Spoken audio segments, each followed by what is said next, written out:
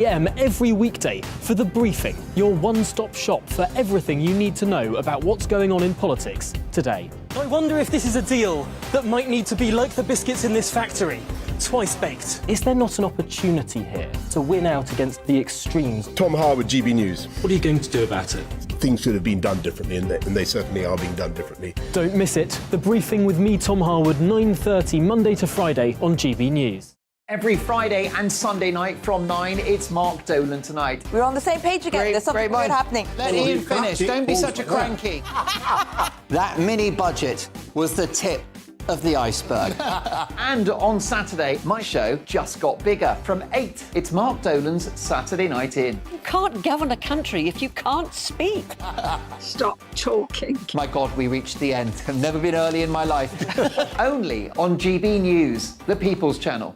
Join me, Arlene Foster, for The Briefing on GB News. Every Friday at 3 p.m, I'll give you all the latest political news and analysis, and we'll have robust live debate. To make sure that you're caught up on all of the biggest issues of the day, we'll bring on experts in their field. I'll ask the questions that you'd like to ask. We're not afraid to tackle discussions from all perspectives, including yours. Don't forget, The Briefing with me, Arlene Foster, every Friday at 3 p.m. on GB News.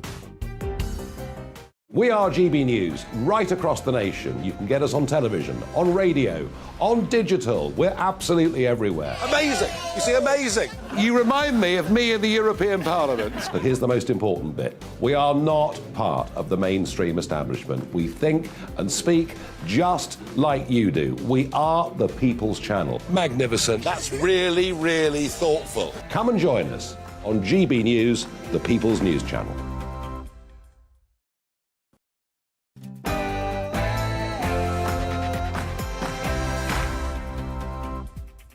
Good morning, it's 9:30 and this is The Briefing with me, Tom Harwood. We're going to be talking about a huge array of issues today, the big stories that are leading the day. Not only the triple lock on pensions, where on earth is that at, but also about the big issues facing the world. Climate change as COP has gone on. Rishi Sunak now back in the UK, but what, if anything, is being achieved? That and the US midterms voting today. All that to be explored after the headlines.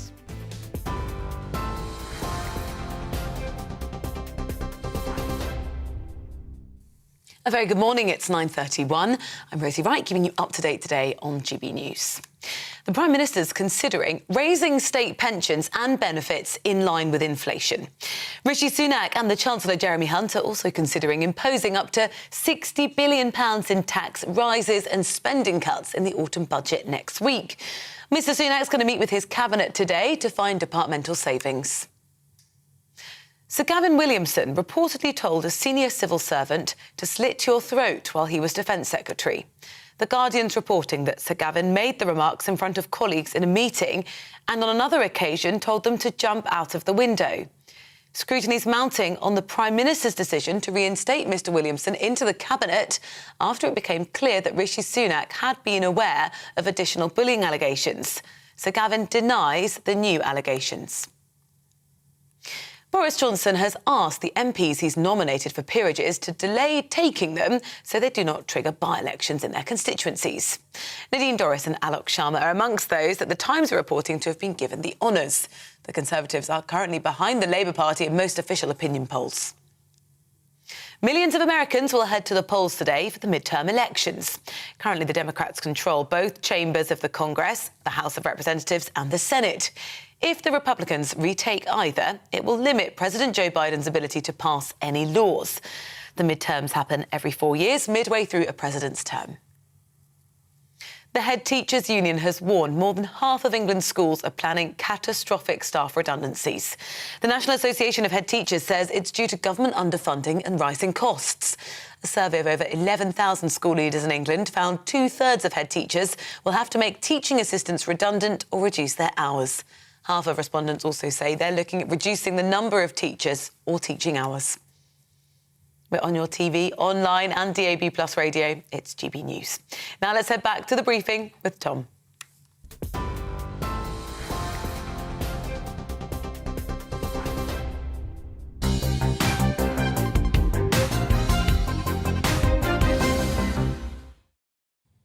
Good morning, it's 9:33 and this is The Briefing with me, Tom Harwood, on your TV and your radio. Now, this morning it's being reported that Prime Minister Rishi Sunak is now expected to raise pensions and benefits in line with inflation, a move that could cost £11 billion, meaning tax rises or spending cuts elsewhere. And Labour have an Opposition Day debate today. They will try to force a vote on making the government release advice on Suella Braverman's reappointment as Home Secretary. Remember that scandal? Well, elsewhere, Rishi Sunak has given his first international speech yesterday in Egypt at COP27.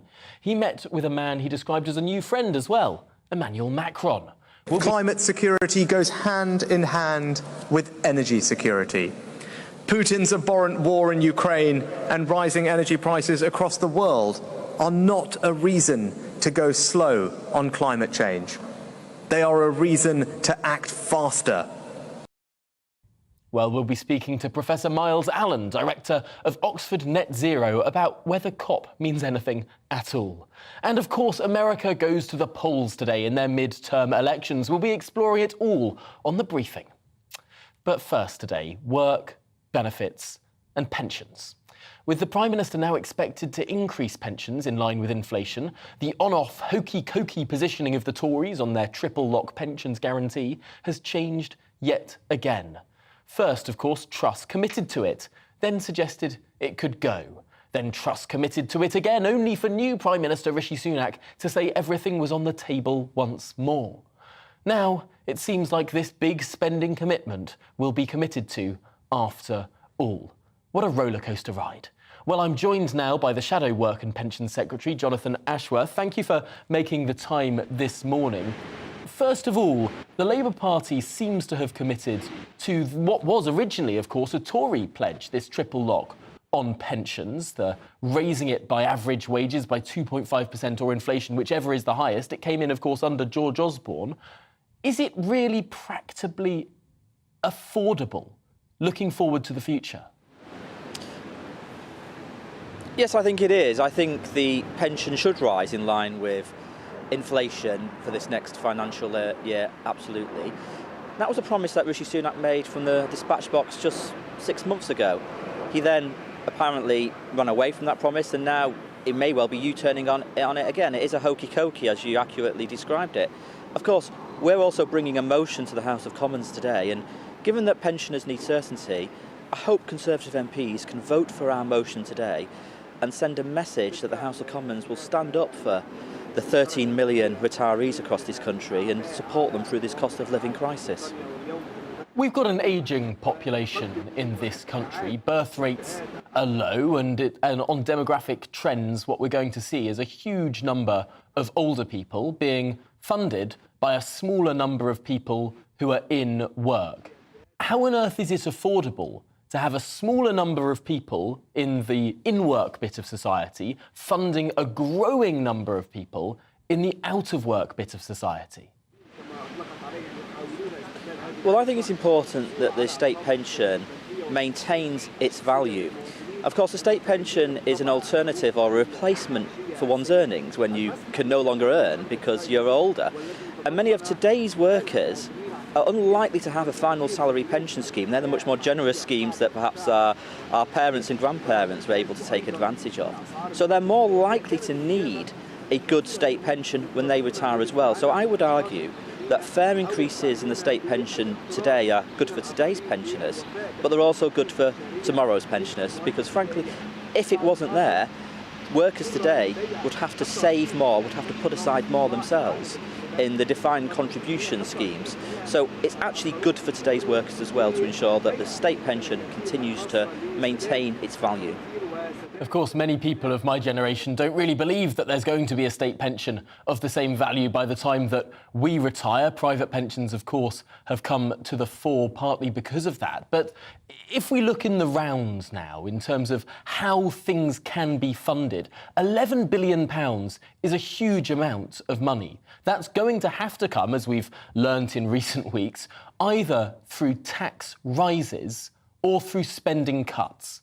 How would Labour fund this pledge?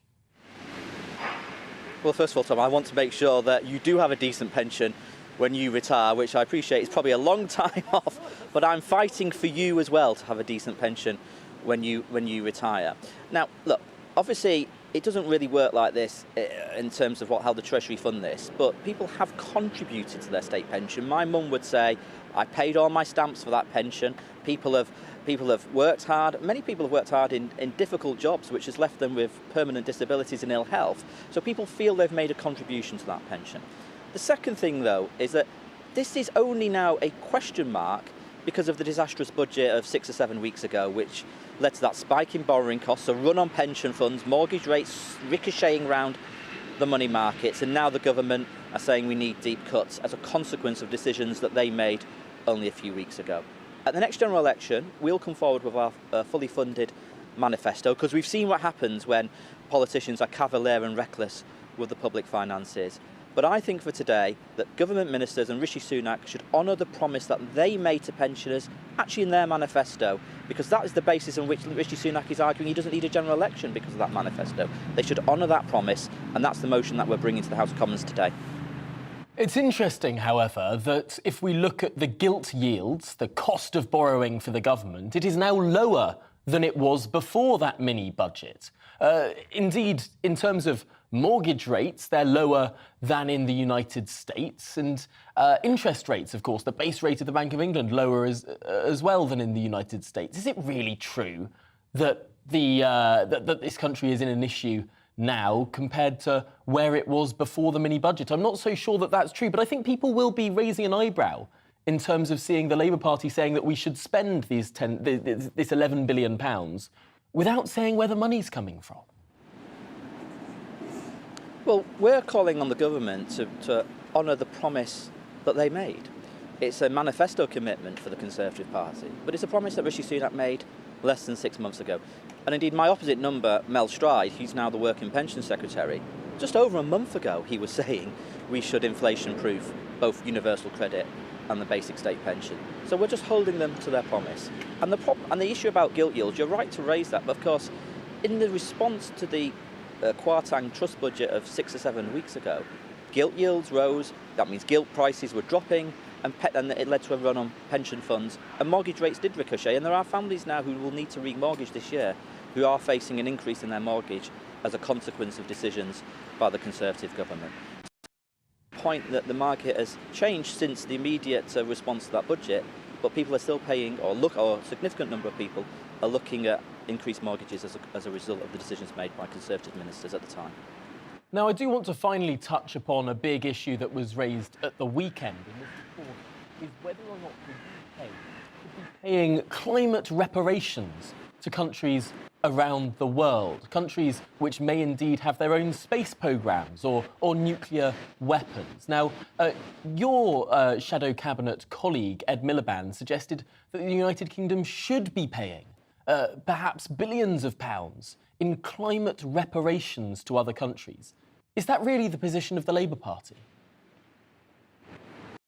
The Labour Party is that it's right that this is on the agenda at the COP27 meetings in Egypt. I think the government themselves have said it should be on the agenda and are prepared to look at this as well. But let's see what comes out of those discussions.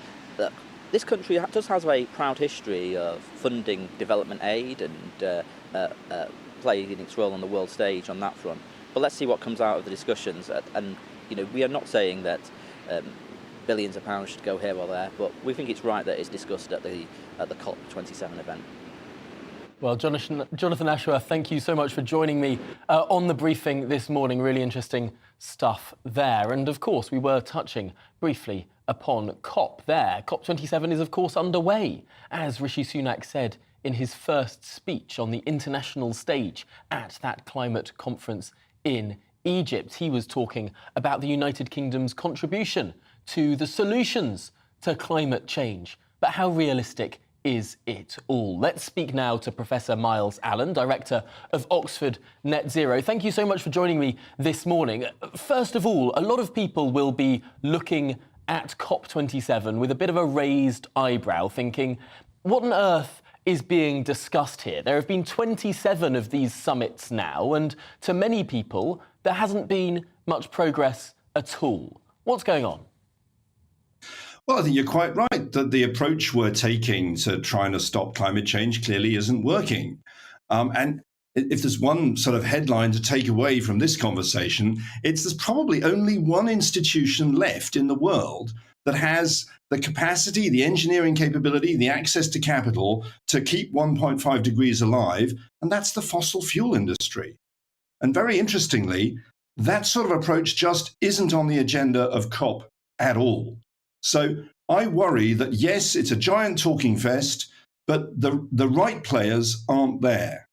Let your listeners remember this. For what we pay for gas today, the companies supplying us the gas could capture every single molecule of carbon dioxide that gas generates and stick it back under the North Sea twice over. And yet we're not even talking about requiring those companies to do that. Why not?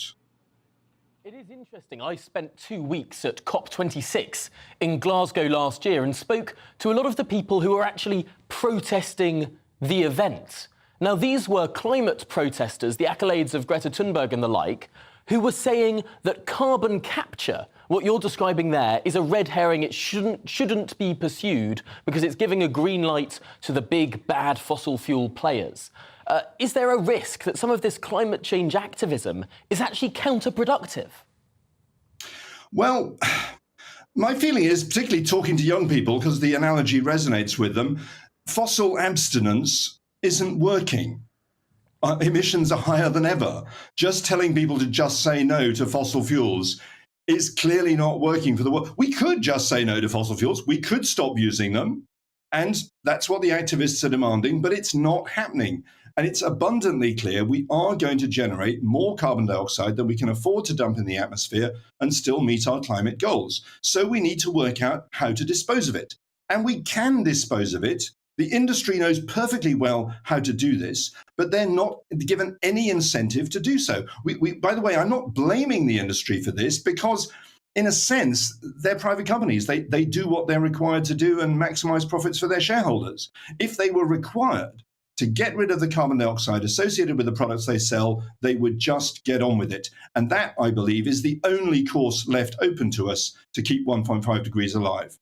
There are very simple sort of pro-economic visions of how you do this. You slap a price on carbon and you let the market sort it out. You have a system similar to cap and trade in the United States. But what's happened in reality in many countries that have tried to price carbon is a huge political backlash and the inability to push it forward. And particularly in this country, we've got a lot of different sort of carbon taxes in different sectors, and none of them seem to be working on a clean, pro-market basis.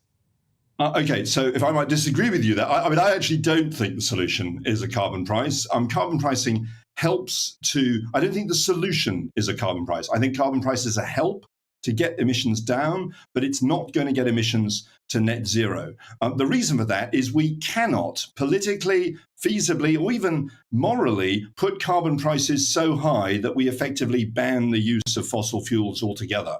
How are we, Britain, a country that's made loads of money burning fossil fuels in the past, going to turn around and tell Mozambique, I'm sorry, you're going to have to leave your fossil fuels in the ground, and if you dig them up, we're going to fine you some punitive amount. That's essentially what it would take for carbon pricing to actually stop fossil fuels from causing global warming. So no, we don't want a pay to pollute regime. We want a pay to clean up regime. The fossil fuel industry should be required to dispose of the carbon dioxide generated by the products it sells. Remember this, we didn't save the ozone layer by rationing deodorant and changing consumer attitudes to personal hygiene. We fixed the stuff in the can. That's what we need to do for fossil fuels.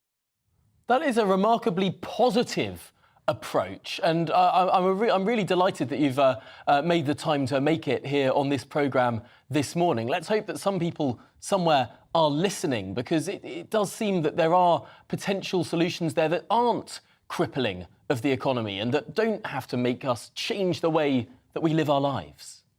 You get Bernard Looney on, he's the CEO of BP, and ask him, look, if you had to get rid of 1 tonne of CO2 for every tonne generated, get rid permanently, back underground, 1 tonne of CO2 for every tonne generated by the products you sell by 2050, would you do it? And see what he says. Well, I will take on that challenge. Professor Miles Allen, Director of Oxford Net Zero, thank you for giving me that challenge and indeed joining me this morning on The Briefing. Really appreciate your time. Well, I'm delighted to be now joined in the studio by Ben Glaze, the Deputy Political Editor of the Daily Mirror. And Ben, it's an opposition day in Parliament today. The Labour Party are bringing forward a number of motions, and interestingly, there's one on Suella Braverman. What's this about? That's right. Now, Labour are trying to seize on the crisis, really, surrounding the Home Secretary, the twice Home Secretary. So they're putting forward an opposition day debate motion. This is where they get to control the agenda. And what they want to do is try and force the government to release the advice that was given to Prime Minister Rishi Sunak before he reappointed Suella Braverman to that Home Secretary role. You'll remember that she was ousted 6 days earlier after having to admit to the then Prime Minister Liz Truss that she'd broken the ministerial code a couple of times, later turned out to be 6 occasions, by forwarding emails to her private account. Now, what Labour wants to do, and it's the Shadow Home Secretary Yvette Cooper who's sort of steering this through this afternoon, they want to force the government to show exactly what the Prime Minister was told by security officials, by Cabinet Office advisors, before he put her back in that job. And it's really to try and press home the fact that she is embattled, really, the Home Secretary at the moment. Is there a worry that the Labour Party is a bit behind the times on this? Our colleagues in the lobby seem to have moved on, so it seem to have ignored the scalp of Suella Braverman and now are gunning for the scalp of this man, Gavin Williamson, instead. Have the Labour Party just missed the moment? Indeed. I mean, you have to say the day before what your opposition day debate is going to be, and they briefed us yesterday afternoon what it was going to be on before the front pages dropped, showing this episode with Gavin Williamson. But I think they can tie them together because it goes to really the judgment of Rishi Sunak in appointing both Suella Braverman as Home Secretary and Sir Gavin Williamson to the Cabinet Office as Cabinet Office Minister, because if he was aware of the breaches of the ministerial code by Mrs Braverman, and if he was aware, as you know, we all were, that Gavin Williamson being sacked as Defence Secretary back in 2019 for allegedly leaking from the National Security Council, which is a big no-no, well then why did Rishi Sunak appoint him? So the two things do sort of sit together, I think.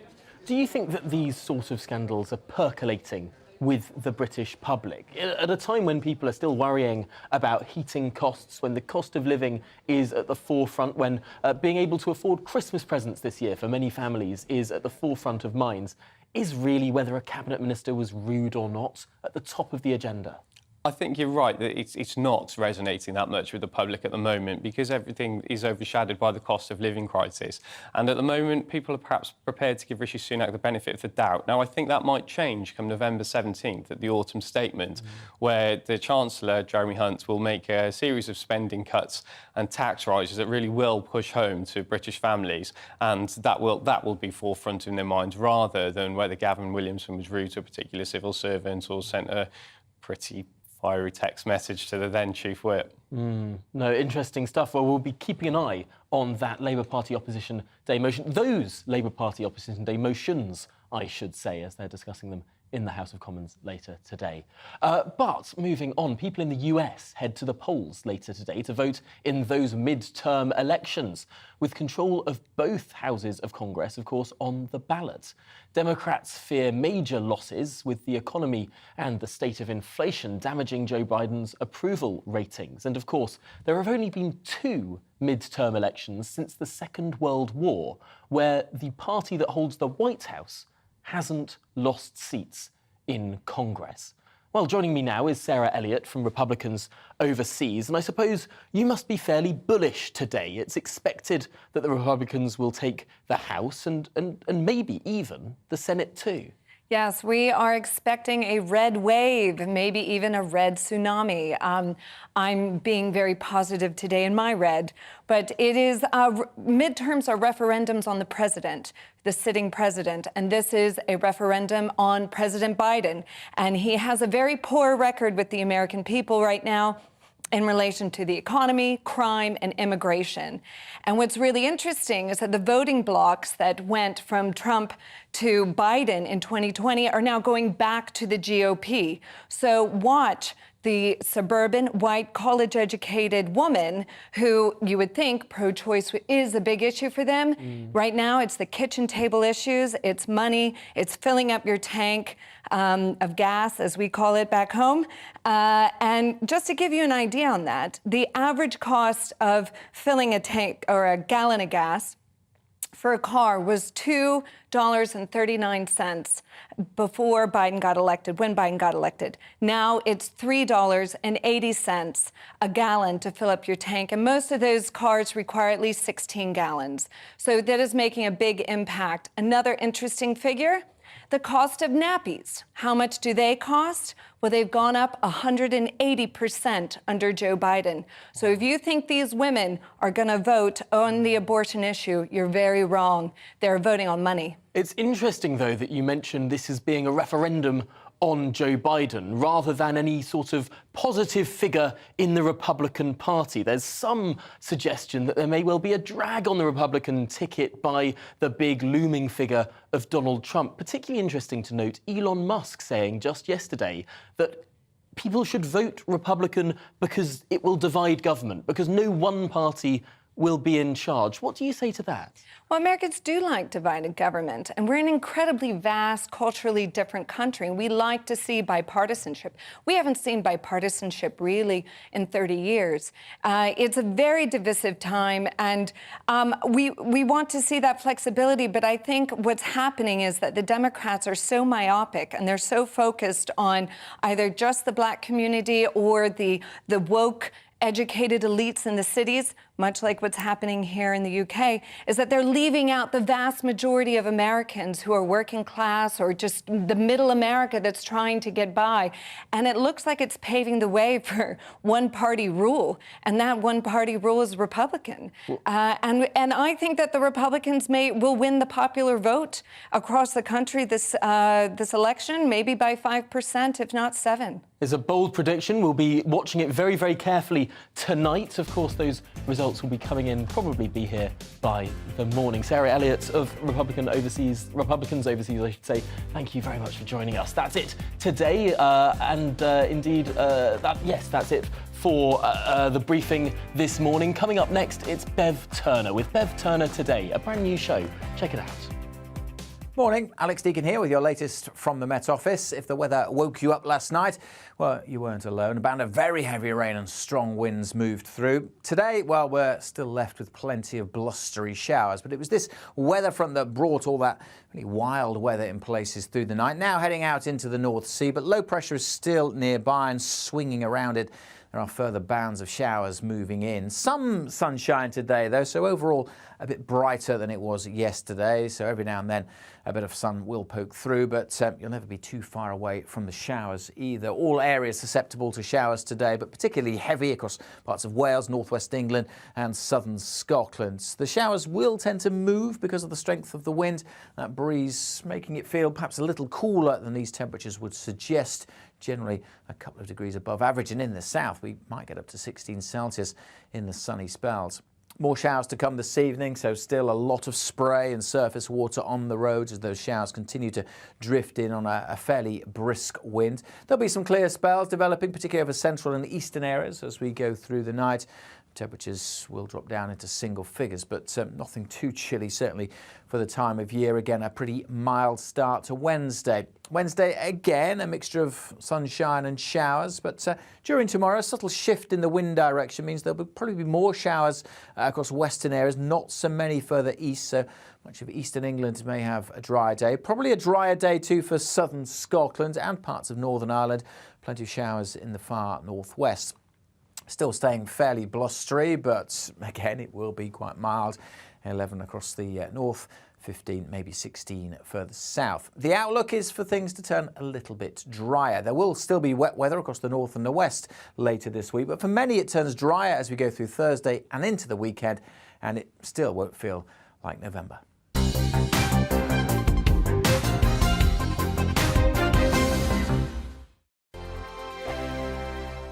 Hello there, it's Eamon Holmes here from Breakfast on GB News. We're not just on your television and your screens, you know. We're on DAB plus digital radio, so you can listen to your favourite shows on the move. If you've not yet listened to GB News Radio, it's very simple. We're on your radio player and TuneIn apps, on your smart speaker, phone or tablet, or online at gbnews.uk. Take us with you wherever you go. GB News Radio. You never have to miss a moment of the People's Channel.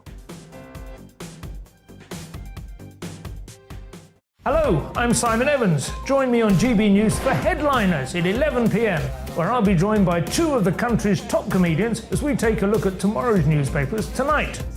If it's a big story, we'll be covering it, I guarantee, but we'll also have some fun along the way. That's GB News Headliners at 11 p.m. We won't put you to sleep, unlike some of the other paper review shows out there. So join us, 11 p.m, 7 nights a week. I'm Mark White. As GB News Home and Security Editor, I cover those key issues that are so important to you. Our authorities, our communities doing all they can to combat violent crime. With the public services under unbearable strain, why are we still failing to control our borders? Defence, the first priority of any government, has been continually hollowed out. Can we trust our politicians to protect the armed forces? Join me, Mark White, on GB News. Monday to Thursday on GB News, it's Bev Turner Today from 10 a.m. There's never been a more interesting but also critical time in British politics, and I can't wait to bring you the biggest stories of the day with the best factual accuracy and also a few of my own opinions thrown in. We'll engage in passionate but always polite debate with your thoughts and opinions at the centre of it all. Monday to Thursday, 10 till 12 on TV, on radio and online.